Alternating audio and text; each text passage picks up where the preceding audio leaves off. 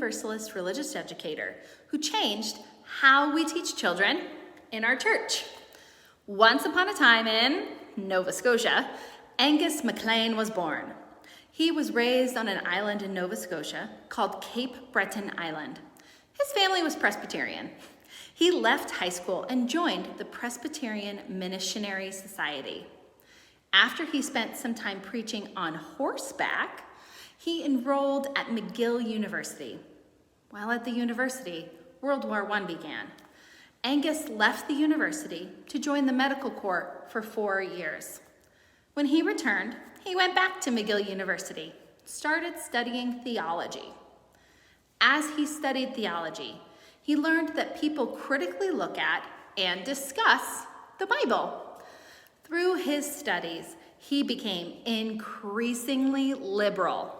He became so liberal, in fact, he had a hard time getting a Presbyterian ministry license. It was eventually granted to him, but with the misgivings of his fellowship committee. Angus took a job teaching teachers at Columbia University in New York City.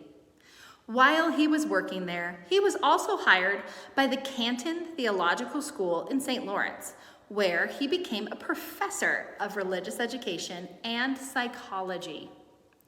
In 1940, Angus left the Presbyterian faith he was raised in and became a Universalist. Through his study of religious theology, Angus became concerned at how the idea of God was taught to children. He didn't like that people made assumptions as to what God looked like and that people just assumed God even existed in the first place. These ideas, though, were revolutionary. Angus was named chairman of the Department of Education for the Universalist Church of America. At the Universalist Church of America, he established a development office.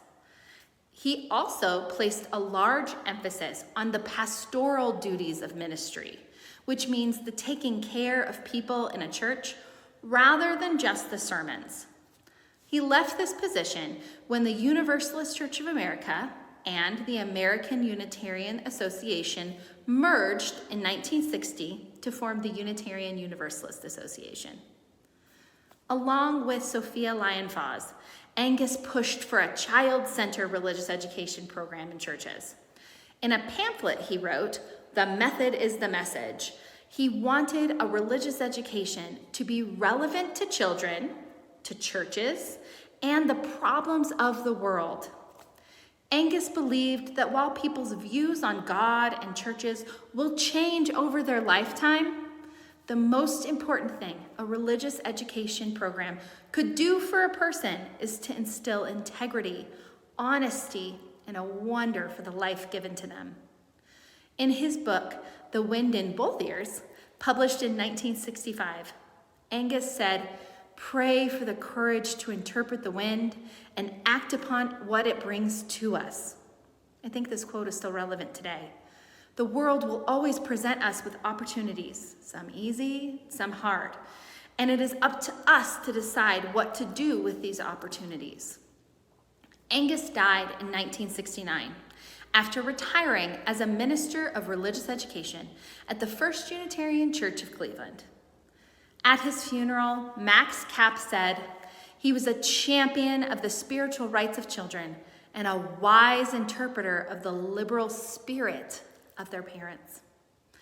In 1971, the Unitarian Universalist Association created an award in his honor, the Angus H. MacLean Award for Excellence in Religious Education.